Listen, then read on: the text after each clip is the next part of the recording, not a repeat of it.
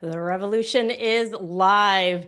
And we're here with David A. Graham, who, quite honestly, when he came into the studio, I was like, you're way too happy for all of the information that you know, being an expert on Project 2025 and the author of The Project, How Project 2025 is Reshaping America. David, we're concerned. Mike, how are you? Are you concerned? We're both concerned and Yeah, angry. I'm being concerned. I'm really excited to have you here, David.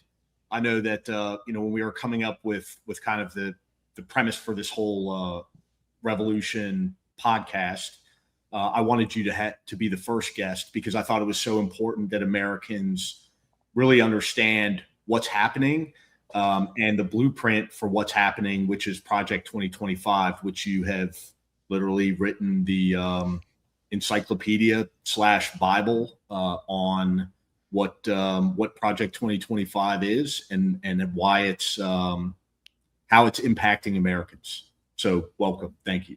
Well, thank you for having me. It's my pleasure to be here. So if not the most pleasant topic.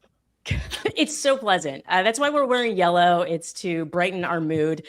If you remember when Taraji P. Henson just went into the camera and tried to warn people about Project 2025, now no one's talking about it, even though a lot of it's been implemented. Can you talk about what it's like being the guy who tried to warn people about what's happening and kind of seeing how everything's unfolded since? I mean, in some ways, I think I failed too. I remember that moment when she came on stage, and in some ways, it was so impressive that people started like clued into the fact that this thing existed. But I still feel like a lot of us, and I would include myself, didn't necessarily take it seriously enough. Like I thought, oh, it's another one of these, sets of policies. These come out all the time. Some of these are pretty wild, but like I didn't think about it as a whole. And then only when I read it cover to cover did I sort of start to grasp what a complete program it was and what a revolution they had in mind. That said, like it's been wild to me over the last year and a half to watch, even the Democratic Party sort of being surprised by these things that have been sitting in a PDF that they could read now for years. And like as chaotic as so much has been, it feels like every week I see a headline like, oh yeah, that's straight out of Project 2025. I know I could have predicted they were going to do that. That's got to be frustrating. It also to see it not talked about. Like Mike, we talk about the mainstream media all the time. Like this isn't even something that's on people's radar anymore to talk about, it seems. Yeah, no, I mean, listen, David, you wrote the book, so I think you did your job. Check that box. I don't understand why, the opposition party, the Democratic Party, didn't make this a substantive part of their, response to Donald Trump's campaign, and why they haven't had it front and center ever since he was reelected, and showed a direct correlation between what's in Project 2025 and how it's being implemented, and then how it's adversely impacting Americans. I mean, you'd think that would be politics 101. But I guess they have forgotten how to read. Well, it's. I mean, I think there's something to that. I think that you get a document like this, and on the one hand, they give it. They said exactly what they were going to do, but it's also 900 some pages of dry policy talk, and I think people just didn't read it all, and I think that is part of the problem. You can hide things in plain sight that way. Maybe it should have been an audio book, or maybe Taraji P. Henson should have just read the entire thing on the BET. Maybe that's how it had to happen. It's frustrating because we do have technology. And actually, the first thing I did when I got it was I uploaded it into, I think it was ChatGPT was the only thing at the time. And I said, acting as a Democratic strategist, what are the most dangerous takeaways from this document? And so if we're going to use AI, there are ways to use AI to quickly parse through 900-page documents, because yes, it is long. I also have it in a PDF here when I, go through it. So your phone's not ringing off the hook. Is that what you're saying by Dem consultants going, how do we fight this now that we're in the thick of it? Not getting a ton of that. I do think there's been, I think a lot of readers were interested in this, and people had heard about it, but they they didn't know what was in there, and they didn't necessarily, ordinary people didn't have the time to plow through it. Although they also can totally look at it through ChatGPT, for example. I hear from people who want to talk about a Project 2029 so much, but it's like they've moved on and they're not still thinking about how they can be responding to what's already happening in Project 2025. Well, that's because we're too busy looking backwards. We're too busy with autopsies. That's what I realized. Like, Republicans think 10, 20, 30 years in the future. And I think we're like almost therapy obsessed because we like to reflect. Progressive people like to figure out what went wrong so that we can in the future change. But then by the time the future gets here, already the variables have changed. So it's like, well, okay, now we got to. And so is it a quirk of the of Democrats, of progressive people, that we're always going to be behind on this kind of stuff? I don't know. I mean, I do think there's something about the looking forward here. Like, one of the things that I think has made this so successful is they sat down pretty shortly after the 2020 election and started working on this. And they were like, we're going to have a plan. We're not going to be distracted. Like, for better or worse, we're not going to be distracted by electoral considerations. Like, this is what we think is important. We're just going to do it. We're going to lay out how we think we should do it. And we're going to make this happen. And we're going to be laser focused on our vision for society. And you see Democrats, I think, approaching that often backwards. The Democratic approach is, okay, which voters do we need to win? And then from there, what do we need to do to win them? And these guys said, forget the voters. Here's what we think is important. And we're going to lay that out first, and then somebody else can figure out how to win the election. And that worked out really well for them.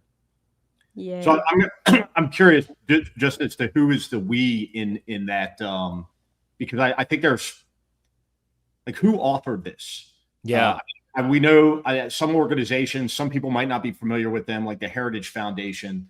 But I mean, who are the true authors behind this? What's kind of like their origin story, and introduce the viewers and people that may not be familiar to these groups and individuals. Totally. Yeah. So I'd start with the Heritage Foundation, long-running conservative, socially conservative think tank, which has been producing documents sort of like this actually back to 1980. Although I think the only one that was this successful was the one in 1980 that kind of set a lot of the blueprint for the Reagan administration.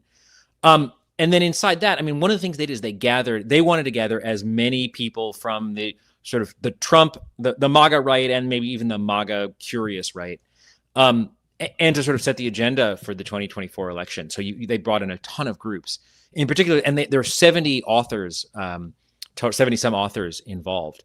And these people are, they're think tank people. They're folks who were in the first Trump administration. Several of them were in the cabinet in the first Trump administration, also in low-ranking jobs, people who've been sort of, in conservative policy spheres. The people who I think are most important to know, I would say, are Kevin Roberts, who's the head of the Heritage Foundation. And people may have heard about him back in 2024. He said that we were in the midst of a second American Revolution, which would remain bloodless if the left allowed it to be. Mm-hmm. More recently, he's gotten in trouble where, there have been real battles inside Heritage over anti-Semitism and how to handle that. The second one is a man named Paul Dans, and he worked in a sort of low level in the first Trump administration, working in personnel. And he came out of that with an idea that personnel was really important. Getting people who were going to be loyal to Trump was crucial.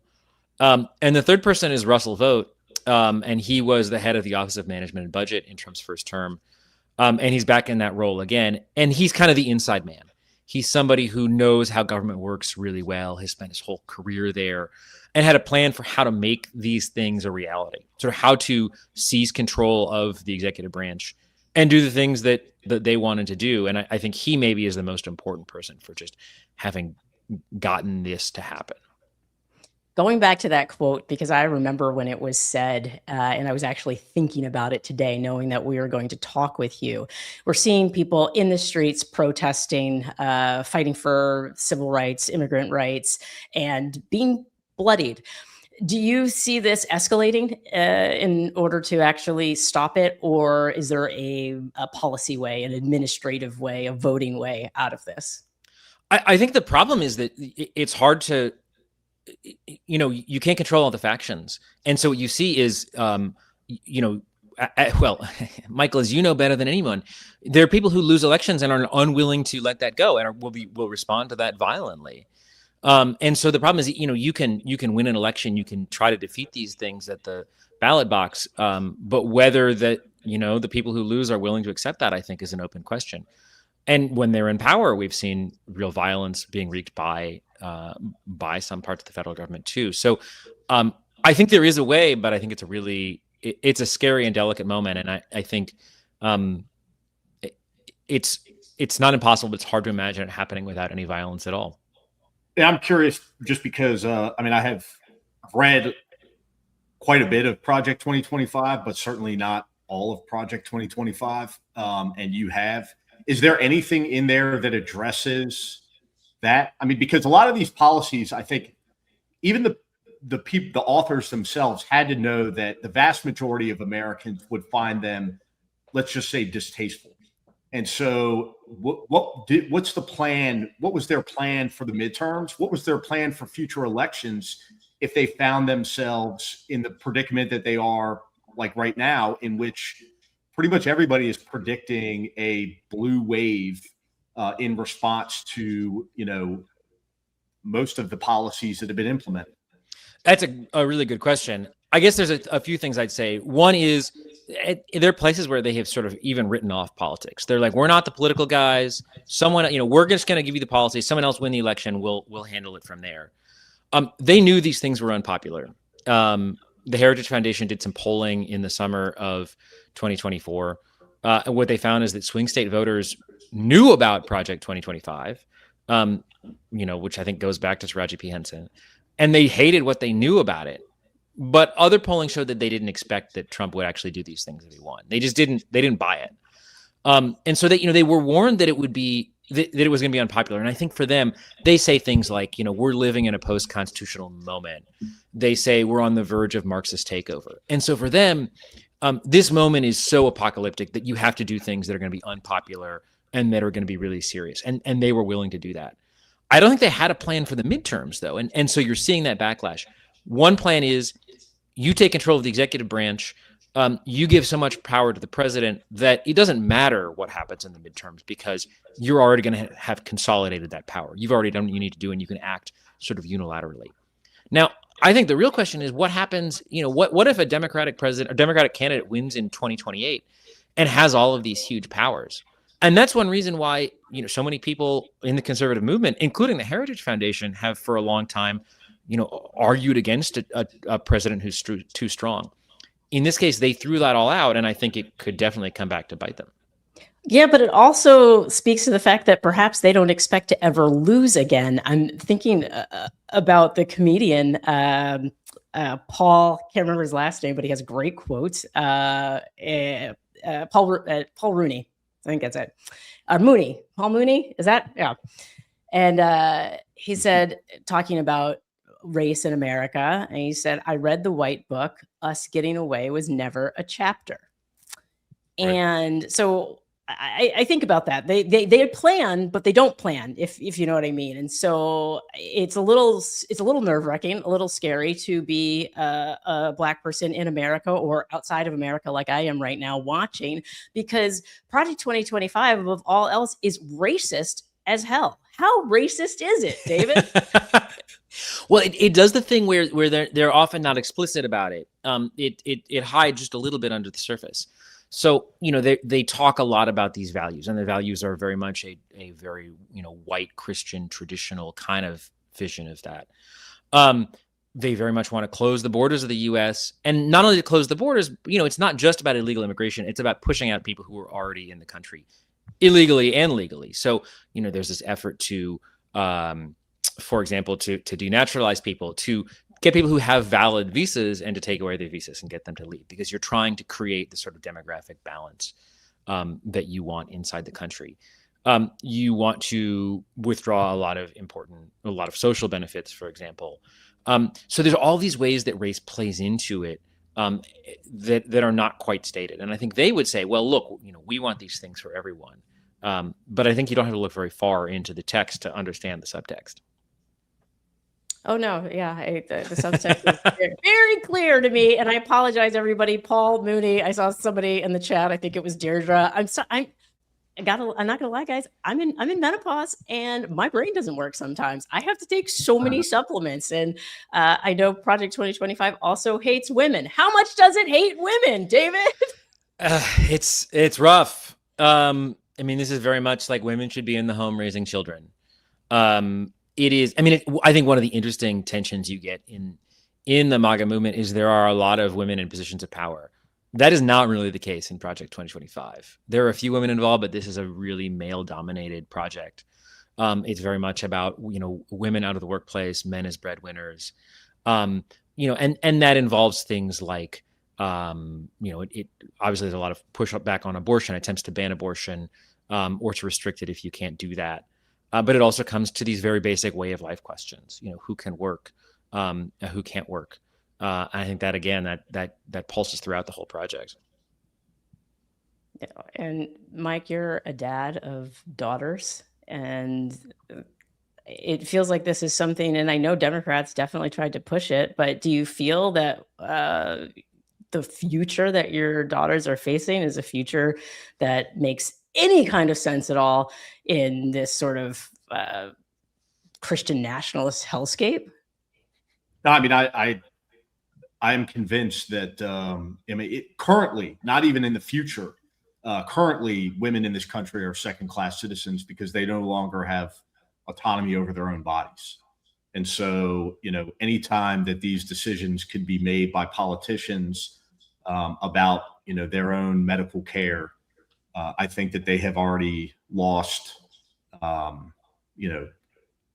equal playing or equal footing with cisgendered white Christian men, who it's pretty clear to me just from what I've seen in Project 2025 and the way that it has been implemented and by whom it was implemented, that's the intended dominant species, so to speak, that they want running this country and representing this country. Yeah, I mean, I think there's a whole sort of anti-libertarian streak in a lot of this. It's like taking away bodily autonomy. It is, pushing things like gender discrimination complaints are de-emphasized in favor of, bogus election fraud or anti-Christian discrimination complaints. There's, a push to dismantle this sort of civil rights establishment, all of the civil rights legislation we have, all the protections that exist in the law. They talked about being against woke, against DEI, but what they're doing is well beyond that, pushing into the sort of bedrock 60s civil rights stuff. And there's another quote. I mean, Kevin Roberts is a fount of these things, but he writes in the project something like, freedom is the liberty to do as we ought, not as we ought, not as we want. And that doesn't sound like liberty to me. I mean, I don't think that's the way most Americans on right or left think about liberty, but it's very much, it's a big government approach. They want to tell you how to live. Go ahead, Mike. Every time I hear that, it amazes me how, the party of limited government and the party of get out of my home, get out of my yard, I'm going to chase you away with my guns, has now become the party of daddy, tell me what to do. I'm scared. Please help me. And that's it. I'll never get over that. But it seems as though the underlining, takeaway from Project 2025 and from, its purpose. Yeah. So real time now, we're dealing with a Ebola outbreak in Africa, and Project 2025 had all sorts of plans for the CDC, for USAID. Can you talk about how it's going to perhaps impact our health? Because it seems like they want a bunch of us to die. Yeah, I mean, there's this idea in there that, I guess, a couple ideas. One is the idea that what we do overseas doesn't affect us. And so a kind of the idea that giving aid to foreign countries was just charity. And what we see is that, having disease prevention overseas, in fact, can be very good protection for Americans. It keeps us safe at home. there's also a real antipathy to the CDC and to a lot of the public health establishment. And I think comes from a couple things. One is, the sort of RFK, MAHA, anti-vaccine thing. But there's also a real fury about COVID. There's a real anger about COVID vaccine mandates, a real anger about shutdowns from COVID, and a sense that what needs to be done is to really put the public health establishment back in its place, and to shrink it, to give it less power. And I went through those lockdowns too, and they were unpleasant, and I understand where people are coming from, but we can see really clearly right now, when you don't take care of public health, when you don't have prevention, when you don't have science on its side, you put yourself in danger of more outbreaks like that, not of making things better. Was there anything in there about war, foreign interventions, staying, not that we're at war, it's an excursion, of course. It's a ceasefire, we're in a ceasefire. Anything in there about that? Yeah, well, this is a place where I think they've lost the battle. Although there's an interesting nuance to that. What I see in Project 2025 is much more of the sort of first term Trump, America first attitude. A little bit more like what we hear from JD Vance. They don't want to be involved in the Middle East. They want to withdraw from Europe. They also want to take on China. They're really concerned about China being a threat. And what we've seen from Trump is kind of the opposite of that. He has been relatively friendly to China, and he keeps getting into wars elsewhere in the world, not withdrawing at all. And so I think they have been defeated there. He has outflanked them. Now, one thing I'll say is when you see Trump launching a war without asking Congress for permission, pushing aside anything that might restrain him, pushing aside generals who might not agree with him and forcing them to retire. Those are the kinds of, unrestrained power for the president that Project 2025 wanted to give. So they gave him the power to do these things on his own. And what he's done with that is he has totally discarded their advice on foreign affairs. Amazing. It's so frustrating because I follow a lot of right-wing religious folks on my burner account, and they were so excited about, was it reclaiming the 250? And it's so obvious, again, in your face, like it was in plain sight, this Christian nationalist takeover. And even Hegseth, as recently, I think, as just like within the last week or so, is saying crazy stuff again. Knowing that this is the case, how do we raise the alarm bells again? Because it seems like people are sick of alarm bells. Like they've just hit the snooze and it's like, I'm just going to nap it out. No. How do we raise the alarm? I mean, I think it's tough. I do think it's a strategy of just wearing people down. When there's so much, it's very hard to respond. And that is, that's part of Project 2025 too. They talked about the importance of having a 100-day plan so they could kind of do shock and awe, and they could get so many of these things accomplished before Americans had a chance to realize what was going on, before the courts could catch up, before Congress could catch up. And I think that's one reason they were able to do so much. And it is hard to do that. I think that it's just really important to help people understand what the broader frame of this is, and to see that it is not just chaos. There is chaos, but there is a plan behind this. There are social objectives. There's objectives in policy, and we're seeing those. And there is this broader vision of society. And I think whether people like the moves in Project 2025 or don't, they need to understand how it all fits together. And understand that the goal is this Christian nationalist society. I think that makes people understand what's going on and feel maybe not more control, but feel more coherence and be more prepared. So I think that's just like getting how it fits together is the thing that I think is most important. Yeah, and go ahead, Mike. No, I was just going to say, I agree with everything that you're saying. It's unfortunate that the people that have the platforms to draw attention to that and kind of connect the dots are not doing it. But here we are. You guys are doing it. That's good. But yes, I feel like in many ways we're preaching to the choir, which means and it's frustrating. I feel like in a way, yes, we come together and we have these conversations, but we have to send this link to your group chat, the folks who maybe don't want to hear it or have their head in the sand about how this is going to affect their day-to-day lives. And again, I think because it hurt Black and brown people first, they were able to make so much progress, get so much momentum while it wasn't affecting everyone else. And now that it's starting to affect everybody else, that's the fear is like, oh, is it? And I think we're just starting on that too. I mean, if you think about Trump taking over regulatory agencies, it sounds so boring, but like think about the FCC pressuring Disney to fire Jimmy Kimmel or to, restrain The View. It's where these places where they're going to be able to get right at the places where we, get at what we see on TV, get at how we interact in the workplace through things like the NLRB, through the way our elections run. All of these really like bedrock, just like how people interact with the federal government and with their neighbors on a daily basis. These are things the president is working to gain control over. The Supreme Court seems to be on the verge of granting that. So if you think it's affecting your daily life now, I mean, just wait for the next year and two. It's going to be even more. I have a question. That was not the cheery response. Sorry. You're wearing yellow. You were supposed to come at me with some positivity, David. Come on. I mean, we've talked a lot about what has been implemented. We've talked about, the things that that Americans, that Project 2025 laid out that have now become policy.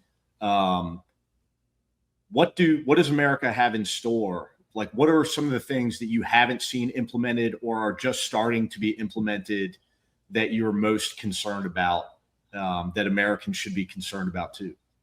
I do think that the regulatory agencies is a big one, and we're waiting on a Supreme Court decision that I think will ratify that. Thinking about environmental regulation, we've seen a lot of effort on that already, withdrawal of carbon dioxide rules and other things. And I think we're going to start to feel that more and more. There's this idea in Project 2025, the sense that like, in the 70s, the environment was bad. We cleaned it up and now everything is okay and we don't need to worry anymore. But that means, for example, forever chemicals, they say they're just too hard to regulate. So we should set them aside. The other thing is, I think a lot of these kind of social conservative goals. We haven't seen a lot on abortion. We haven't seen a lot of these efforts to encourage higher birth rates. It doesn't seem like a policy focus. We haven't seen some of these efforts to rebalance, to change the workplace. There's kind of somewhat pro-labor ideas, which I think are interesting. We haven't seen a lot of those things. So those are all places where I think we'll see more. And, as Trump moves into if Democrats do well in the midterms and Trump is acting even more unilaterally in the executive branch, I think the people he's hired are going to start to get more creative. So we're going to see them pushing just a lot further on the things we've already seen. I think that should be enough of a warning to everyone, because everything that you just said, you said it so calmly, and yet it was so terrifying. It's the horror movie that I don't want to see. And yes, the pendulum does swing back the other way, but not if they break the frickin' pendulum. And that is kind of my concern. Yeah. And also, like, even if the pendulum swings back, what do we do next? Like, there's not a way to just put things back the way they were. I think people need to think about how we can rebuild in a way that is more effective. I mean, rebuild in a way that makes Congress actually work. Rebuild in a way that makes government functional. Because, I think they recognize real weaknesses in the system and they exploited those. And so what I think needs to happen is those weaknesses need to be fixed. And that's going to be a lot of work too. We're so tired, David. I'm sorry. I don't know how much more work we can do. I'm fine. I'm fine. I have tea. I'm fine. Everything's fine. Mm-hmm. I'm going to keep my mouth shut. Yes, we know. I know what's going on in your brain right now. And I want to give some sort of voice to the rage that a lot of us are feeling. You're feeling it. I feel like we're being gaslit on a daily basis, and it's frustrating because the plan was there the whole time and we could have had a counter plan. I box for fun, and you always have to be both on thinking of the offense and the defense and the counter attack and the slip, and you're constantly adjusting and pivoting. And it just seems like, even though we have experts like yourself who are armed with all this information, Democrats aren't leveraging it. They're not using you in the way that they could be using you. And we need you, you know, on the front line of, you know, helping people implement the learnings from this. And I'm so frustrated that I'm ready to slap over my microphone, my computer. Like, I'm just I'm angry. I'm fucking angry, guys. All right. This is the anger hour. Okay. If you haven't noticed, David, like, so Maya, like our personalities, Maya kind of conjures up like a Harriet Tubman, Frederick Douglass, and I'm like Nat Turner and John Brown. That is the energy. You even got the beard. It's good. Yeah. I'm trying to conjure up Nat Turner right now. The revolution will be. It's you know, at some point it's inevitable. People can only take so much aggression. What's up, Mike? Sorry, it cut out. It's going to be in your front fucking yard. That's where it's going to be. Oh, David, thank you so much for joining us, for educating us, for keeping this information at the forefront of our minds, so that hopefully somebody clip this, put it out there, so we can do something. Yeah, of course. I appreciate you, you know, inviting me, and I appreciate you spreading this information. I think it's so important. Awesome. And of course, come back anytime to chat with us. We Sounds will be great. here, probably still angry. Oh, Mike, I thought boxing would take the anger out of me today, and I don't know, like, just since in the last couple of days, I just saw that JD Vance told people that he can't be booed. You can't boo me. I'm the vice president. I don't know if you saw that. Yeah, it's that's so yes, that's so un-American of him to say that. The most American thing in this country is hating your boss and hating politicians. Like, those two things are that should be enshrined in the fucking Constitution. And in the Bible or whatever, like, thou shalt be able to boo JD Vance specifically. Yeah.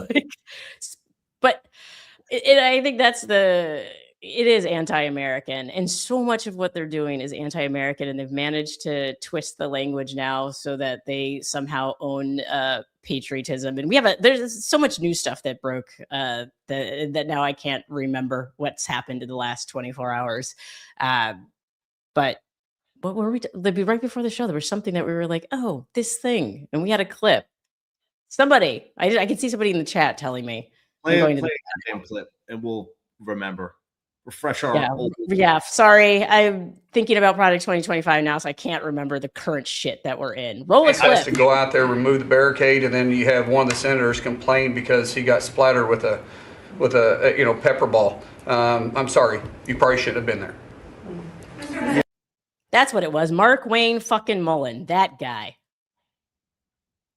Okay. As you know, they're trying to conduct oversight at Delaney Hall, where a lot of the people who are there, who aren't even criminals, they're people without criminal records, are staging a hunger strike. And the politicians, McIver, are going there to try to, Andy Kim going there to try to conduct oversight. And he got shot with, first of all, he's not a danger. These people aren't a danger to anyone. So we used to talk about use of force. Is that appropriate? No. And I mean, listen, there's a couple of things that I want to. Mark Wayne Mullen just should always shut the fuck up, because nothing that comes out of his mouth is intelligent. And that, you know, that statement in and of itself, coming from a law enforcement official, is just asinine, because what he's telling you as an American is that you don't have a right to protest. And that senator was exactly where he should be. In fact, he's exactly where every elected politician should be, is leading some protest of some kind somewhere in America right now, in this exact moment. You're in the opposition party. You say you don't have any power. Well, you do have the power of your platform, and you should be out there like that gentleman, putting your body in harm's way to raise awareness and raise attention. Plus, I saw an interview that he gave in the immediate aftermath in which he talked about, like, he was there as a mediator between the protesters and between the ICE officials. And he was actually crossing over into the police line periodically to converse with the higher ranking officials that were on the scene from ICE and from some of the other law enforcement agencies that were present to try to coordinate. And then he ends up, they knew exactly who he was. He's the only guy there in a suit and tie. Yeah, I was gonna say he's in a suit. His hands up over his head anytime he's walking around, and they still target him. And so I don't think anybody that's watching this needs to be convinced of ICE and CBP's intentions when it comes to dealing with peaceful protesters. And it is certainly not to respect their First Amendment rights. It is to quash them by using heavy-handed tactics like shooting at them with pepper balls and deploying CS gas and pepper spray, in these types of environments. And if they can't destroy their bodies, they're like, how about we destroy your economy? Because now he's talking about plans that they're drawing up to stop international flights from going into Newark. If you haven't seen that clip, we have that. That local law enforcement wouldn't respond. And so I visited with the White House today, Sean, and I said, if they're going to not allow us to go out and arrest the worst of the worst, and then when we call for assistance at the facilities, that the street, it belongs to the city. If it belonged to us, we would take care of it, but it belongs to the city, and they're barricading our employees from coming in and out of the facility, then why are we processing international flights into the airport there? And we are currently, which we're not initiating yet, but we're currently drawing up plans to say, listen, in these sanctuary cities where the local radical left Democrats aren't allowing us to do our job and enforce federal laws, then we shouldn't be processing international flights into their cities either, because they don't want us to enforce immigration, but they want us to process immigration at their facilities. Nothing about that makes sense to me. Let me tell you something. They're aiding and abetting law breaking, and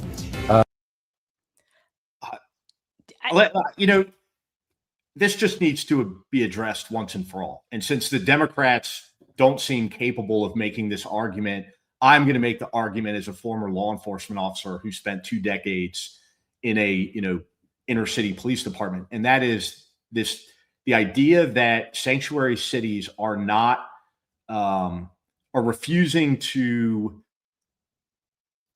allow ICE to do their job is asinine. They're just not doing ICE's job for them. ICE has amassed a war chest of $178 billion from this administration. They have more money, more resources than the United States Marine Corps. They have more money than all federal agencies combined. And now they have more manpower than all federal agencies combined. To say they can't handle a situation like that is ridiculous. They're just not getting assistance from state, local, and municipal law enforcement agencies because, like I've said time and time and time again, those agencies have a responsible to keep all of their citizens safe, to include people who may have questionable legal status in this country. And we've gone through that time and time again as to, why it's important for them to maintain those relationships. So they're not going to turn those people over to ICE. ICE can still go in there, conduct their investigations, their immigration raids, and enforcement operations. They just don't get things handed to them on a silver platter by local municipal agencies. And that's how it was throughout the entire tenure of my law enforcement career, whether you were, a so-called sanctuary city or not. But I would say to Mark Wayne Mullen and the rest of the administration, shut down those international airports. I fucking dare you. See what happens. Stop processing international flights in and out of this country from sanctuary cities, which happen to be the places that people want to go to, like New York and San Francisco and all of the big major international hubs in this country, and see, the Antifa army needs a recruiting, moment. And this would be a great one, because how quickly would you adversely impact more people than by shutting down international travel in this country? Commerce, just, people who are getting ready for the summer to go in and out of the U.S. on vacation. Do it.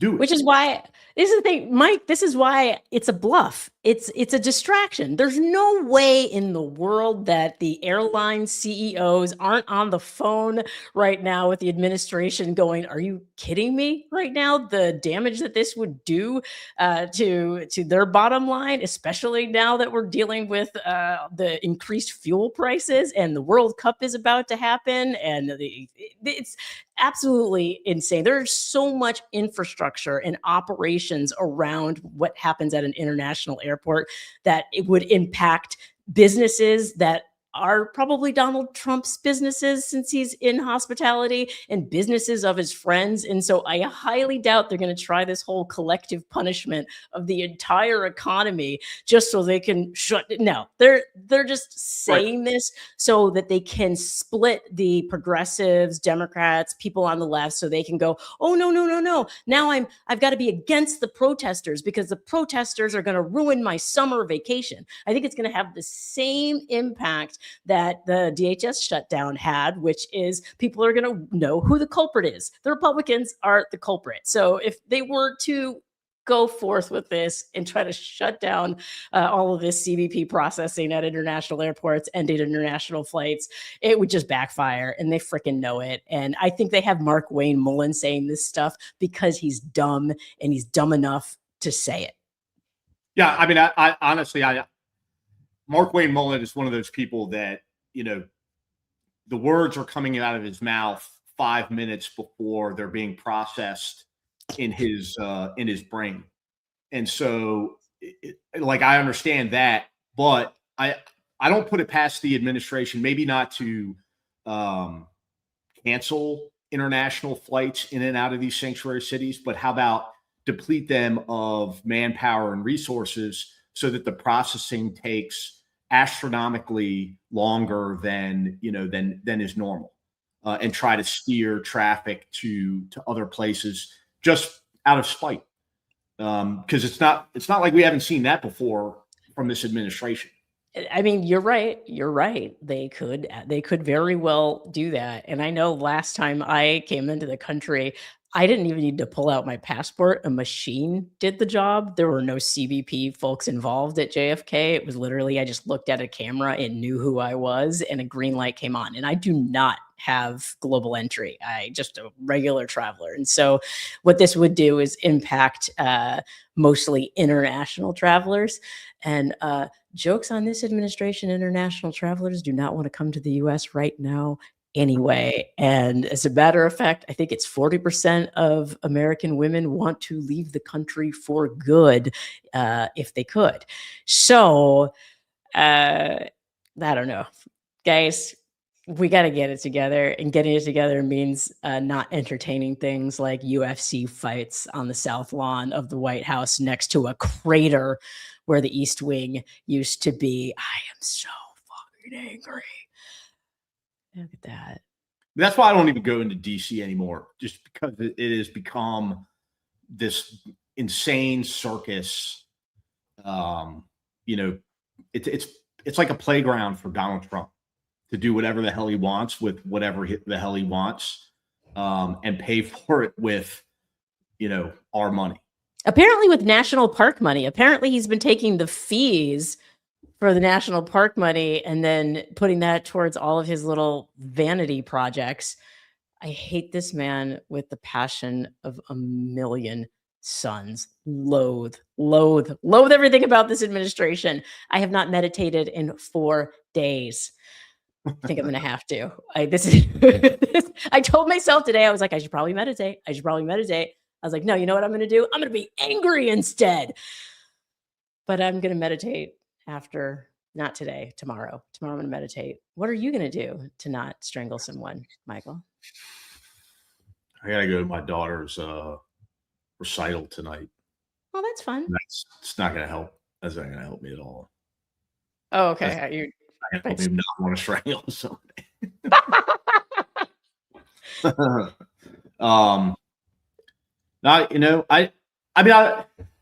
All I got left to hang on to is like what David was saying, in the fact that we're going to have to we can take this moment in which everything has been torn down essentially in this country, and hopefully the right people are in power that not only want to return things to normal, but they want to build it better. They want to make it better than it was. Let's take the opportunity to have that where everything has been literally burned to the ground to make a better America. It's just and I know that it's going to be a slow process, and it's probably not going to be realized in my lifetime. But damn, it's like every time there's a victory to be celebrated, it turns into it just turns into a defeat. Like I live in Virginia. I think most people know that. We got Abigail Spanberger here as a governor, and I've sat here now over the past 4 months and watched her veto 29 pieces of progressive legislation that have come across her desk, things that Democrats have worked literally decades, like collective bargaining for public employees, and just gone. And it's why, and I think that's I see someone's comment. Yes, I am frustrated because it doesn't make sense, and I am not an evil person, but I am considering trying to be.